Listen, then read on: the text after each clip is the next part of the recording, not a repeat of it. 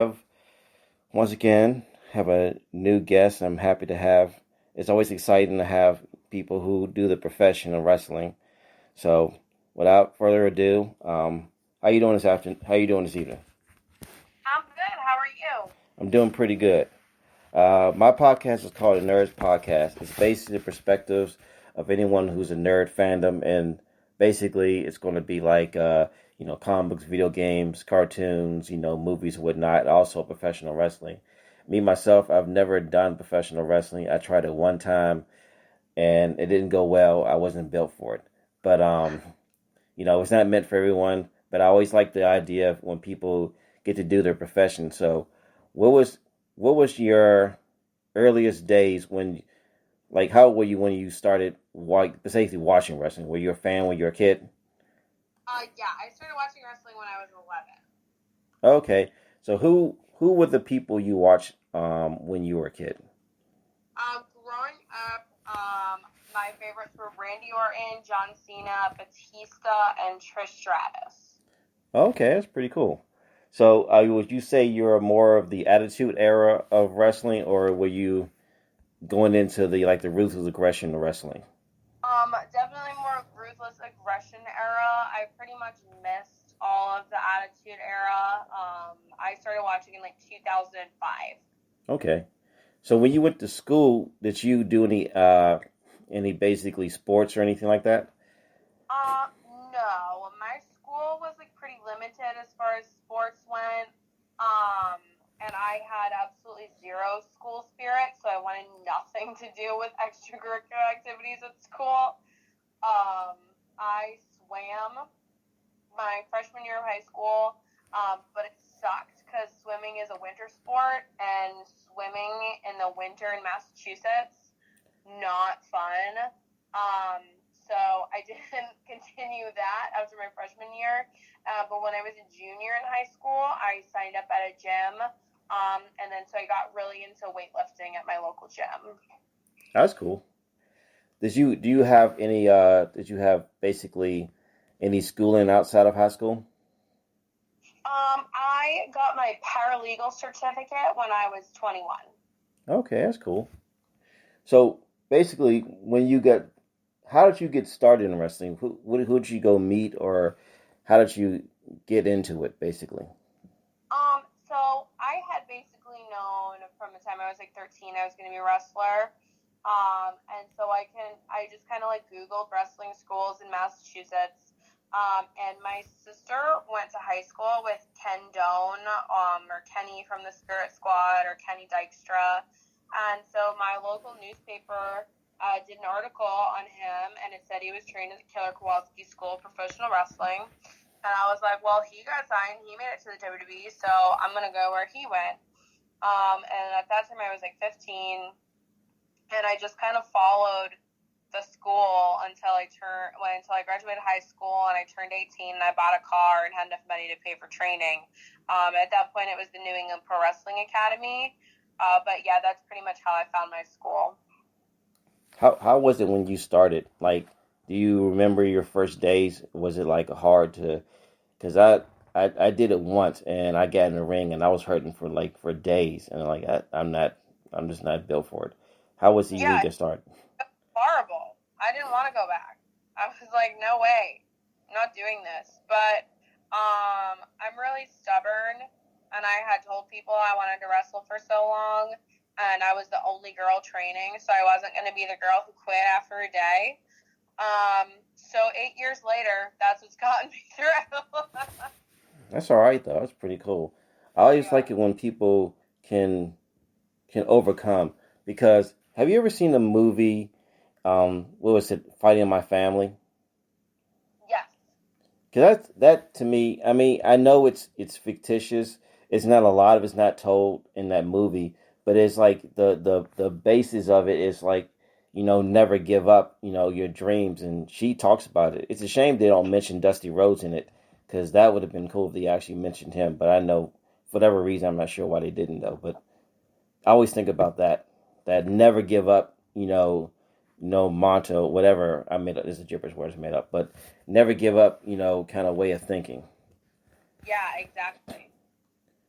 Now, when I was a kid, when I grew up, there was not a lot of female wrestlers. I mean, there was Alundra Blaze, and later she was like Medusa, and then it was Sister Sherry, or and you can say Elizabeth. But she was not much of a wrestler. She was more of a valet. You know, who like, and and yours is kind of different. Like who influenced you particularly that made you want to become a wrestler? I mean, you don't have to say a woman. You can say a man or a woman. It doesn't matter. I mean, definitely Randy Orton is probably my main influence. Like, he's been my favorite since the first time I started watching wrestling. But like female influences, like I love Trish Stratus, I love Lita, I love Beth Phoenix. So those are kind of like the women who I looked up to be like, yeah, I could actually do what they do. That's cool. Do you have a philosophy in wrestling? Because I like to ask that from people who actually does in the business. And do you see what you would construct as like a philosophical way of like I don't know getting the crowds, or your character? You have your character down, or do you have an idea of what kind of character you are in the ring? My wrestling philosophy is the same as my life philosophy: fake it till you make it. That's cool. I like that. Now, I don't know if do you watch other promotions and like New Japan, or Ring of Honor, or like I should ask you what promotion are you part of? I never bothered to ask you that question. So I'm an independent contractor. I'm not signed anywhere. So I can work wherever I want to. I would say the main promotions I work for are Limitless Wrestling and Chaotic Wrestling. Okay, I like that. I like that. That's a cool name though. But like, do you ever watch other promotions like let's say I think it's one called Wild Women of Wrestling. I've seen it on YouTube, and there's MLW, and then there's like Ring of Honor or New Japan, or the big ones like WWE and even AEW to a certain extent. They're moving up. Do you ever watch any of those? And if you do, which ones do you prefer to watch more? I know you watched WWE as a kid, but like as an adult, which ones do you prefer besides outside WWE? So I still watch WWE consistently every week.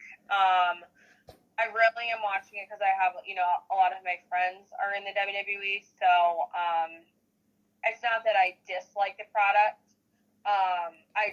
I'm to the point with wrestling where I want to see my friends wrestle. Yeah, And that's kind of it. It really takes a lot for me to become a fan again. So I love, like nostalgic moments in wrestling when I can become a kid again. I do watch AEW too. Again, yeah. my friends wrestle, and also it's a company I would like to continue working for. So I should watch their product. But other than that, like I watch, a lot of independent wrestling, all of Limitless Wrestling, Chaotic Wrestling, the promotions I'm involved in, I watch, or promotions that my friends are involved in. They want me to watch their matches. I gladly watch their matches, but I don't really seek out a lot of wrestling besides the places I'm involved in, just because it's very all consuming, and there's so much wrestling to watch. I agree. There's And lots also, of time. so to like work full time and like still have my life outside of wrestling, I can't watch it all, so I just pick and choose. Yeah, there's a lot. I basically watch AEW. I watch WWE, but I understand that and it's not like a knock at WWE because you can't stay. It's hard to stay fresh forever. It's like there's so many storylines, and they have 3 hours of content they have to fill, and that's not easy to do. So it's not a knock, but sometimes it's like y'all too corny at times. But it's not a diss at them. So go ahead. Oh no, I was disagreeing with you. Oh yeah, yeah. Now let's say What do you think? And I'm asking you as your opinion. What would you, let's just say hypothetically, you were like in the writers' room. Are you creative? Do you have any creative ideas you can run across when any of the promotions you work in? Did they actually take in your ideas? Yes. Honestly, like with the pandemic, we've kind of been able to have more creative freedom as wrestlers because you're not wrestling in front of a live crowd. Like you can go and you can work on these stories and then like take it to a taping for the weekend, and you have all this time to flush it out. So I've been consistently working for Chaotic Wrestling, Limitless Wrestling, and Chaotic Wrestling is where I began my training 8 years ago. So I'm very close to the promoter there. He's very open to my opinions and what I want to do with my career and my position on the roster. So it's a lot of fun now that we can go and we can like write all these stories with newer students and new people to work with. There's a lot more time than just like 3 weeks between a show. Okay. Now I'm not basically asking you about the storylines. I'm just going to ask you like how do you construct a storyline? Like I was kind of curious about that because I know back in the day, like at least in WWF back in the day, it was just Vince McMahon and it was like Bruce Pritchard or something like that. And I'm drawing a blank of the other guy. I can't think of his name because it's kind of embarrassing. I should know his name, but they would sit by the pool and they would just basically construct basically the entire year or up until WrestleMania and SummerSlam or whatever promotion they whatever like pay-per-views they did. So like how would y'all do your basic storylines? Do y'all like go into like a small room and y'all write on a blackboard or y'all like just throw out ideas? So honestly, the people who actually do the writing are much more professional than I am. Sometimes I'll just break out a notes app on the iPhone and just write dribble. Hmm. But usually they have like a calendar, and they'll break it down by like season 1 or season 2 of blah blah blah, and this is how many weeks it's gonna be, what's going to air on what episode, and that kind of stuff. So I don't really have any input on what's airing when and what matches are going to be put in what spot in the hour or 2 hours that we have to stream. I'm just like, all right, what do you want from me? And then I have this idea for this match, or I have this idea for this promo, and then I just kind of let them put it where it needs to go. Okay. Now, let me ask you about, let's say, what do you prefer to be a baby face or a heel if you had a choice of when you want? um, right now, I prefer being a baby face. That's typically what I have been wrestling as, but I spent probably about 5 years as a heel, and then the crowds just kind of decided to turn me baby face. I had been Yeah. heel for so long. But I right now I prefer being a baby face. I don't know if you may not agree with me. I mean, you would know better than I would because I'm coming from a perspective as a fan. So you can take this with a grain of salt because I'm not educated in any way. But I always thought that if you are the best way to become a strong baby face is become a hated heel, and that personality will come through. Now, I'm clearly just talking out my ass right now because I don't know anything about wrestling other than I watched it my entire life, and that doesn't make you an expert no more than if you was to watch basketball your entire life. It doesn't mean you can get on the side of the court and make plays. But I always noticed that at least for I'll give you an example. Um, Roman Reigns right now is a dastardly heel, and it sucks there's no fans in the audience because he could be easily booed. Now he was the quintessential babyface, and they hated his guts with the utmost passion, but for some reason they would not make him heel. And I don't know if it was his idea or the backstage didn't want to do it, but as soon as he became heel, that to me it fit. Now, I don't know if you feel that way because I know there's a lot of people who became heels have become great babyface, but then again, a lot of them were still heelish attitude. So, do you have a philosophy on that? I think it really just kind of depends. Like, I think to be a great heel, like, you have to be hated. You shouldn't be, like, a cool heel. But I do see usually, like, when you're a heel for a really, really long time, generally people are kind of like, well, we've hated you for a long time, but we don't, like, want you to go away. So they kind of just start gradually liking you. Like the Roman Reigns example, like he's like kind of an anomaly. It's kind of like John Cena. Like you just see him way too much, and you're just like, oh, I just hate him. But his heel work has been fantastic. I almost feel like he would be getting cheered if there was a live crowd because people are just like so happy to see him in a different light. But I guess it just kind of goes to show how wrestling fans can have just varying opinions on literally everything. So I can't wrap my brain around why people react the way they do. I can just kind of like do things and then try to hope I get the right reaction or the reaction I'm hoping for. Yeah. Do you have that thing that I've heard people say this? I heard other people say, listen to the crowd. Do you know what that means? Because Oh yeah, like if you have to listen to the people. If you're doing something and you're not getting the reaction that you want, you have to do something different. So Like yeah. you have to. Okay. Let me ask you. Okay. Have you ever? Of course, you know who Hulk Hogan is. Did you ever watch any of his like matches? To be completely honest, I don't think so. You should go up on YouTube and check it out. I'm not saying that he's like a technician or something like that, but he was like the guy. Like I guess John Cena would have been your guy because I'm a lot older than you are.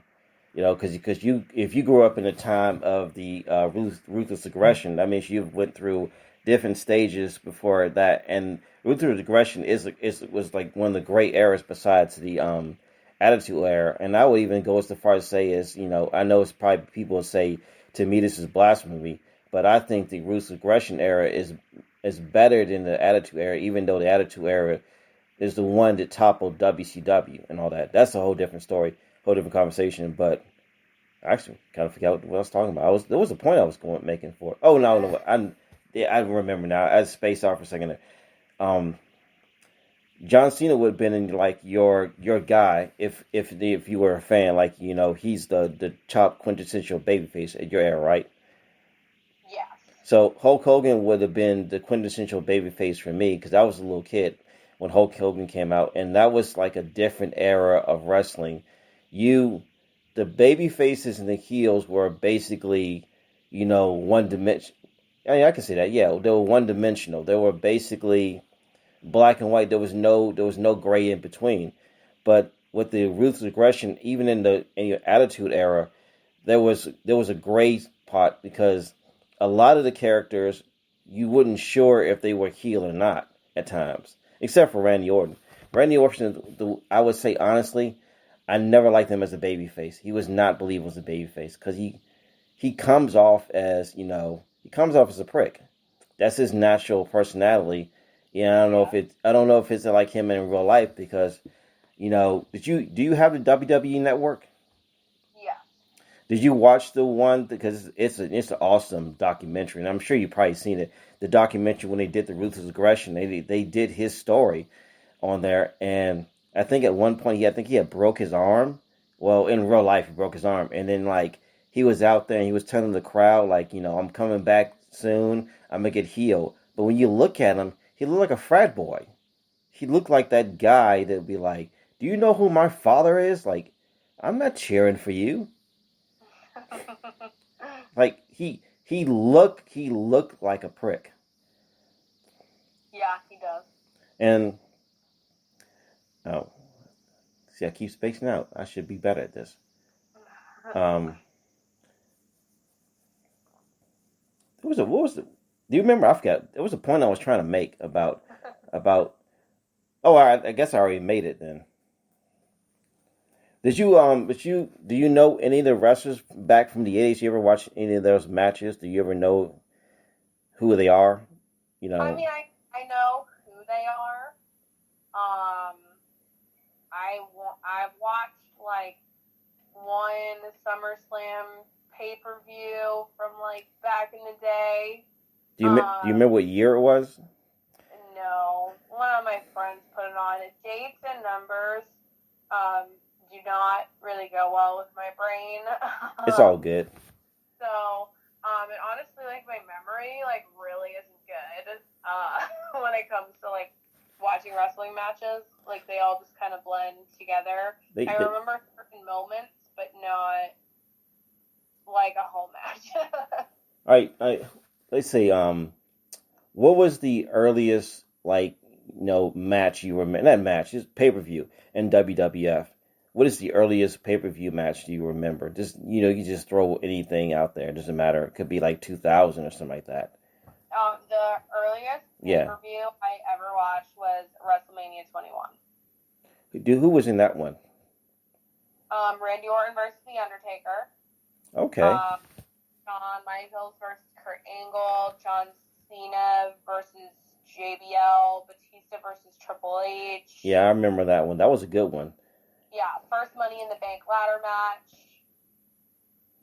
See and that's the thing. Like the Money in the Bank. Not Money in the Bank, but like ladder matches. Those ladder matches, the ladders and chairs and whatnot. The earliest one was with Shawn Michaels and Razor Ramon. Do you know who those two people are? Yes. And it's kind of weird if you go back and watch early, you know, ladder matches. They don't look like anything. It's like not that big deal. And then what they later became, it's like that's plain psychotic. I was like, I'm not jumping. I'm not jumping off an 18-foot ladder into another 18-foot ladder, and like that's insane.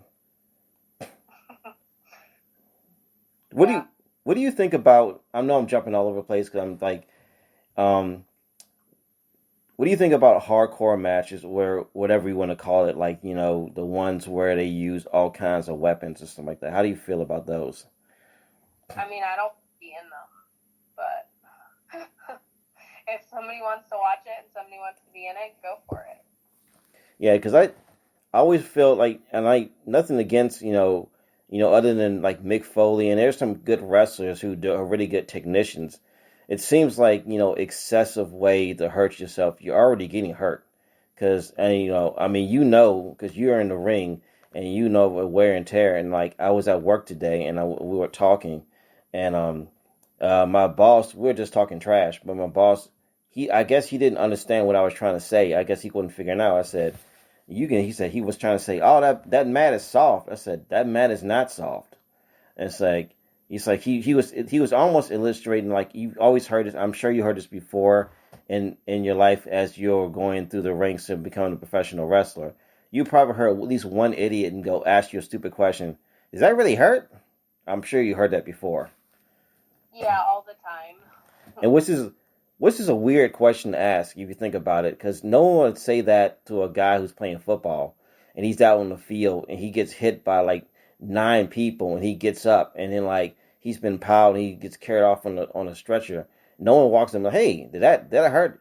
Yes, it did. Did you not see me get creamed?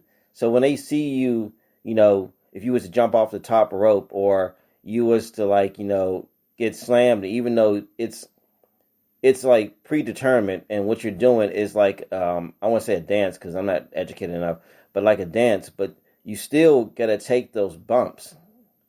So I would that to me always was funny. It's like, what are you talking about? That's idiotic. Yeah, just some people, because I mean, just it being predetermined, people just like think it's fake and just a walk in the park. But it's definitely not. Okay, I'm gonna throw out some names and you tell me like if you know, and if you do know them, like where would you rank them particular? I'm gonna throw simple ones first. I'm gonna like, okay, like the Undertaker, where would you rank him as like a top performer of all? Like, one of the greatest of all time. okay, let's see. I'm gonna throw you another easy one. John Cena. Absolutely fantastic. Has like transcended wrestling and Hollywood. Just like fantastic entertainer. That's cool. What about Rey Mysterio? Amazing, probably like the best. I mean, the most, the luchador I'm the most familiar with, so I think he's the best. He's a good dude. And he's been doing it since he was like 17. Do you remember WCW? Do you know what that is? I know what it is. I've never seen it. Well, like, WCW was the other promotion at one point back in the day, and I guess like you can listen to the podcast. It's Conrad Thompson and what's his name? I can't think of that guy's name, but it's 83 weeks. Basically, the promotion is that beat WWE for 83 weeks. When they had NWO and they had the Luchadors and they had like the mid card people. And on there, Rey Mysterio was one of the top guys. He came from Mexico with him and Eddie Guerrero. Do you remember him? Of course, yeah. That was the dude right there. It's a shame that we lost him and like many others to what's his name. I hope a lot of people in your promotion, are they good about keeping people healthy and stuff? I mean, it's kind of, like independent wrestling. There are really no rules. My school, they just built a gym in my school. But we're basically on our own. Like there's no, it's a free for all. I got you. So if you have bad habits, like that sucks, and you should. Maybe talk to your trainers or any other people in your life. But yeah, there's no like governing bodies or anything that are really controlling us except for like COVID regulations now. Yeah, that's cool. That's cool. And I guarantee you, whatever y'all do is still 10 times better than what they did back in the day. Because I know they had no medical or anything like that, and it was probably a war zone. Especially do you remember ECW? Yep. That was the place where it was just basically the Wild West. So I guarantee you, whatever y'all doing is probably better than what they did, because I've heard some horror stories what they went through. Oh, I can only imagine. Do you watch any have you seen any of the wrestling movies or anything like that? Have you ever seen and I mentioned wrestling with my family. Have you ever watched any other wrestling movies The Wrestler, or I don't know I can't think of the other ones in particular besides The Wrestler. Have you seen any wrestling kind of movies, whatever? I saw The Wrestler years and years ago. I don't really remember it. But yeah, I mean, I have watched wrestling movies starring wrestlers. Some wrestling documentaries. Okay. Okay, you see this. In documentaries, what is your favorite one if you had one? I don't know if you're a big person who watched documentaries. If you had one that when you saw it, it enlightened you. It's like, man, I didn't know it was like that. Did you ever see any ones like that? I really like the Dark Side of the Ring series. Just all cool. Of them. I'm glad you said that. Cool. Yeah, because if I'm gonna watch a documentary, usually it's about true crime or serial killers or something. So I like Dark Side of the Ring.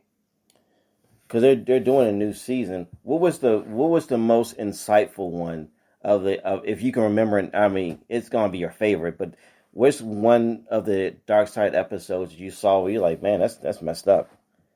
I really liked the Fabulous Moolah episode, and the Owen Hart episode, and then the Chris Benoit, Eddie Guerrero ones are really good too.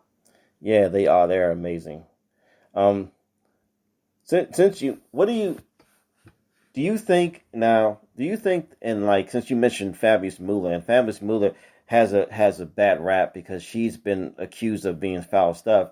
Do you remember back? It was not too long ago. I mean, a couple of years ago, they were going to do the Fabulous Moolah at WWE. They were going to do like I think they call it the Mae Young Classic, but they was calling it originally called the Fabulous Moolah because apparently Fabulous Moolah she was more well pronounced than Mae Young, even though I know Mae Young more than I know Fabulous Moolah. I knew I saw them both, but when I guess some news got out that they were going to use it, they called hell for that.